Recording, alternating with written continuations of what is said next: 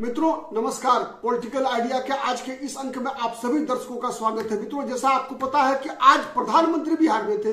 भागलपुर की धरती से प्रधानमंत्री ने नीतीश कुमार को, बिहार के मुख्यमंत्री को, बिहार का लाडला मुख्यमंत्री कहा और प्रधानमंत्री के बयान से ये बात स्पष्ट हो गई है कि मोदी का लाडला नीतीश 2025 में एक बार फिर आरजेडी को करेगा फिनिश। इस बात की स्पष्ट घोषणा आज प्रधानमंत्री ने भागलपुर की धरती से कर दिया। मतलब 2025 का नीतीश फिर से आरजेडी को करेगा फिनिश और नीतीश कुमार की होगी फिर से ताजपोशी। इस बात में अब कहीं कोई शक नहीं है। जितने भी पॉलिटिकल कमेंटेटर इस बात का कयास लगा रहे थे कि 2025 के विधानसभा चुनाव में, चुनाव से पहले या चुनाव के बाद भारतीय जनता पार्टी कोई खेला करेगी, उन सबको मुंह की खानी पड़ेगी। प्रधानमंत्री ने जिन शब्दों से आज नीतीश कुमार की प्रशंसा की है, उसके बाद कहीं से भी किसी भी प्रकार का शंका मन के अंदर नहीं होना चाहिए कि नीतीश कुमार को कोई भी चुनौती 2025 में मिलने वाली है। नीतीश कुमार एक तरह से कह सकते हैं कि नीतीश कुमार के अश्वमेध रथ का घोड़ा रोकने की ताकत शायद अभी बिहार में किसी भी शक्ति के पास नहीं है। उसका स्पष्ट कारण हम समझाने का प्रयास कर रहे हैं आपको। आप देखिए बिहार में जितने भी आज भी नीतीश कुमार की प्रशंसा करने पर प्रधानमंत्री क्यों मजबूर हो गए, इस बात को समझने का प्रयास कीजिए। यही प्रधानमंत्री हैं जब 2015 का विधानसभा चुनाव बिहार में हो रहा था और भारतीय जनता पार्टी नीतीश कुमार से अलग चुनाव लड़ रही थी। प्रधानमंत्री ने नीतीश कुमार के डीएनए पर सवाल किया था। आज वही प्रधानमंत्री नीतीश कुमार की प्रशंसा में कसीदे कर रहे हैं। नीतीश कुमार को भारतीय जनता पार्टी का प्रदेश अध्यक्ष चमत्कारी पुरुष बताते हैं। भारतीय जनता पार्टी के सर्वाधिक वरिष्ठ केंद्रीय मंत्री गिरिराज सिंह नीतीश कुमार के लिए भारत रत्न की मांग करते हैं। एक तरफ तो भारतीय जनता पार्टी और एनडीए के सहयोगी दल नीतीश कुमार के लिए पलक पावड़े बिछाए हुए हैं।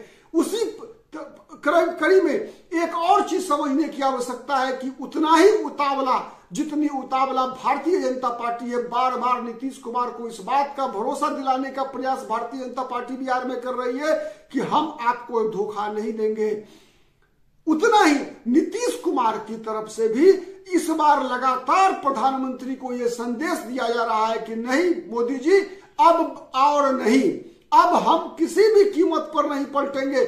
आप याद कीजिए संसद का सेंट्रल हॉल, जिस दिन चुनाव का परिणाम आया था उसके बाद एनडीए संसदीय दल के नेता का चुनाव होने जा रहा था, औपचारिकता पूरी की जा रही थी।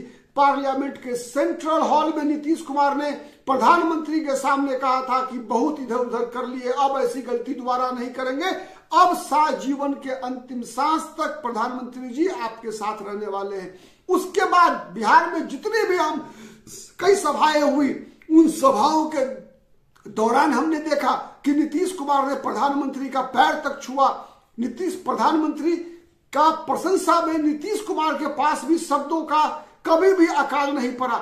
उतना ही नहीं, आज एक और चीज स्पष्ट दिखी भागलपुर की सभा में। भागलपुर मित्रों वही धरती है जहां पर एक समय में 1989 में जब भागलपुर का दंगा हुआ था, तो उस दंगे में ऐसी परिस्थिति पैदा हुई थी कि वहां पर खेत में कोबी उपजाया गया था, लेकिन उस खेत में कोबी के नीचे लाशें थी। सिल्क नगरी है भागलपुर। भागलपुर को कतरनी चूड़ा के लिए भी जाना जाता है। उसी भागलपुर की धरती से प्रधानमंत्री ने जिन शब्दों में नीतीश कुमार की प्रशंसा नहीं की, बल्कि साथ साथ नीतीश कुमार के सर्वाधिक विश्वस्त सहयोगी लल्लन सिंह की भी प्रशंसा, राजीव रंजन सिंह उर्फ लल्लन सिंह की भी प्रशंसा करने में शब्दों की कहीं से भी प्रधानमंत्री ने कंजूसी नहीं की।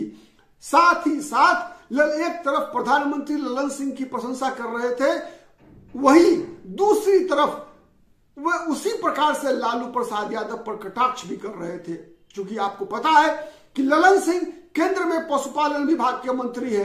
प्रधानमंत्री ने कहा कि एक तरफ हमारे लल्लन सिंह हैं जो देश के पशुपालन मंत्री के रूप में देश के अंदर इस क्षेत्र में जबरदस्त काम कर रहे हैं, वहीं दूसरी तरफ बिहार में एक ऐसे नेता हुए जो कि पशुओं का चारा ही खा गए। तो इस प्रकार से एक तरफ प्रधानमंत्री जदयू के सर्वोच्च नेता नीतीश कुमार ललन सिंह की प्रशंसा करते हुए अघाए नहीं, वहीं दूसरी तरफ कहीं से भी इस बात में कोई कमी नहीं छोड़ी कि लालू प्रसाद यादव के चारा घोटाला और साथ ही लालू प्रसाद यादव के राबड़ी देवी के शासनकाल में जो जंगल राज की याद दिलाने से भी आम जनता को नहीं चुके।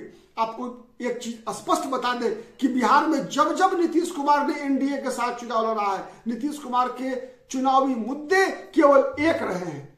एक ही मुद्दे पर नीतीश कुमार ने चुनाव हारते हुए चुनाव को भी दोबारा जीत लिया है। याद कीजिए 2020 का विधानसभा चुनाव, 2020 के विधानसभा चुनाव में भी ऐसी परिस्थितियां पैदा हुई जब चुनाव के प्रथम 3 चरण में महागठबंधन बिहार में आगे थी, लीड कर रही थी। तेजस्वी यादव चुनाव लड़ रहे थे पढ़ाई कमाई सिंचाई और दवाई के मुद्दे पर, लेकिन क्या हुआ, तीसरे चरण के चुनाव के बाद जिस प्रकार से आरजेडी के समर्थकों ने सड़कों पर तांडव करना शुरू किया, बिहार की जनता एक बार फिर पढ़ाई सिंचाई कमाई और दवाई की बात भूलकर नीतीश कुमार की बातों में आकर याद दिलाने लगे नीतीश कुमार कि याद करो 2005 से पहले बिहार कैसा था। बिहार में शाम में 5 बजे के बाद कोई भी व्यक्ति किसी भी घर की महिलाएं शादी में जेवर पहनकर नहीं जाया करती थी। इन्हीं बातों को याद दिलाकर नीतीश कुमार ने चुनाव को ऐसा पलटा कि छठे चरण आते आते हाफने लगी आरजेडी और महागठबंधन। ठीक है, अंतोगत्वा नीतीश कुमार ही मुख्यमंत्री बन गए, तेजस्वी यादव मुख्यमंत्री बनते बनते रह गए। ठीक है, तो इसी प्रकार से एक तरह से आज की जो सभा थी प्रधानमंत्री की और उसमें नीतीश कुमार की जिस प्रकार की ब्रांडिंग थी, उससे स्पष्ट हो गया कि एनडीए के लिए चुनाव का एजेंडा क्या रहने वाला है। अब देखना है कि तेजस्वी यादव और आरजेडी के लोग इस प्रधानमंत्री के इस हमले का किस प्रकार से प्रत्युत्तर देते हैं। आने वाले दिनों में इस बात का बिहार की जनता को निश्चित रूप से इंतजार रहेगा कि प्रधानमंत्री और नीतीश कुमार के द्वारा किए गए हमला लालू प्रसाद यादव के परिवार पर, लालू यादव के जंगल राज पर इसका जवाब महागठबंधन किस प्रकार से देगी, इस पर हम सभी की नजरें बनी रहेगी। बहुत बहुत धन्यवाद। जय हिंद, जय भारत, नमस्कार।